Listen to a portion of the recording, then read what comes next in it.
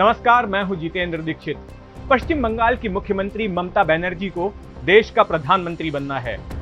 भले ही वे खुद इस बात को खुलकर ना कह रही हों, लेकिन सियासी गलियारों में उनकी ये महत्वाकांक्षा किसी से छुपी नहीं है। लेकिन अपनी राजनीति सिर्फ पश्चिम बंगाल तक ही समेटकर वो प्रधानमंत्री नहीं बन सकती। इसके लिए उन्हें एक राष्ट्रीय चेहरा बनना होगा और इन दिनों ममता बनर्जी यही कर रही हैं। उनके मुंबई दौरे को भी इसी नजरिए से देखा जा रहा है।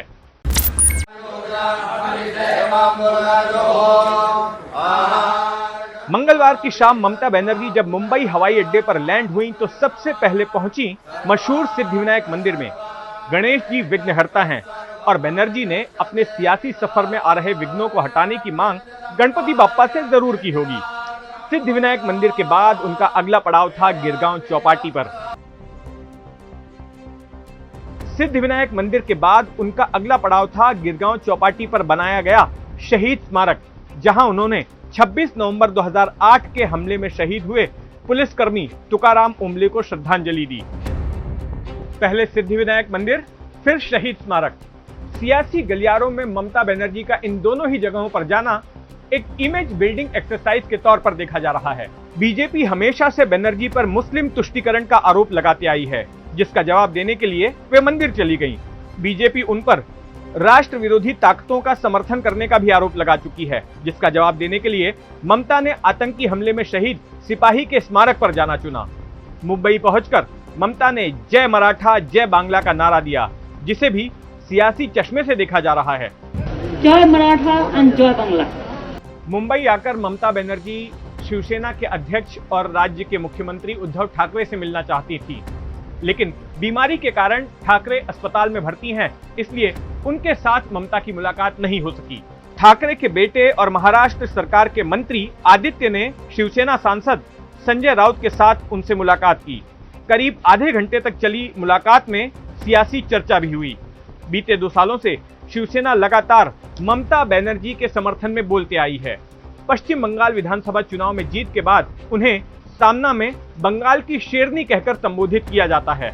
शिवसेना नेताओं से मुलाकात के बाद ममता बनर्जी की जिस मुलाकात पर सबकी नजरें गड़ी हुई थी, वो मुलाकात थी एनसीपी प्रमुख शरद पवार से।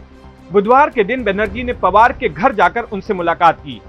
यह मुलाकात इसलिए अहम मानी जा रही है क्योंकि ममता बनर्जी देश में बीजेपी विरोधी पार्टियों का एक फ्रंट तैयार कर रही हैं। ऐसे में एनसीपी जैसी पार्टी का समर्थन भी जरूरी है। बीजेपी विरोधी पार्टियों का फ्रंट शरद पवार भी तैयार करना चाहते हैं, लेकिन ममता बनर्जी और शरद पवार की रणनीति में एक बड़ा फर्क है।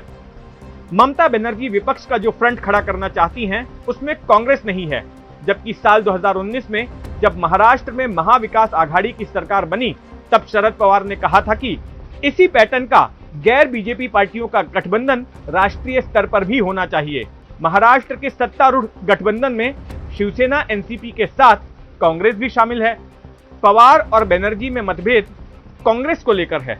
उधर ममता बनर्जी के मुंबई आने के बाद कांग्रेस पार्टी की ओर से एक बयान जारी किया गया, जिसमें कांग्रेस की चिंता साफ झलक रही है। महाराष्ट्र कांग्रेस के महासचिव जाकिर अहमद ने अपने बयान में कहा कि राहुल जी लड़ेंगे आरएसएस बीजेपी मोदी शाह से, ममता जी लड़ेंगी राहुल जी और कांग्रेस से। जाने अनजाने ममता जी वही गलती करके आरएसएस बीजेपी की मदद कर रही हैं जो अतीत में मायावती, मुलायम व अन्य कर चुके हैं। ममता जी स्वयं का आकलन करने में गलतफहमी का शिकार हो रही हैं। उन्हें वास्तविक राजनीति करने के लिए राजनीति के नौसिखिए प्रशांत किशोर से अपना पिंड छुड़ाना होगा।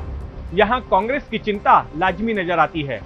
ममता बनर्जी के बंगाल के बाहर विस्तार की मुहिम की सबसे बड़ी भुक्तभोगी कांग्रेस ही है। हाल ही में तृणमूल कांग्रेस ने मेघालय में कांग्रेस के 12 विधायकों का दल बदल करवाकर अपने साथ ले लिया।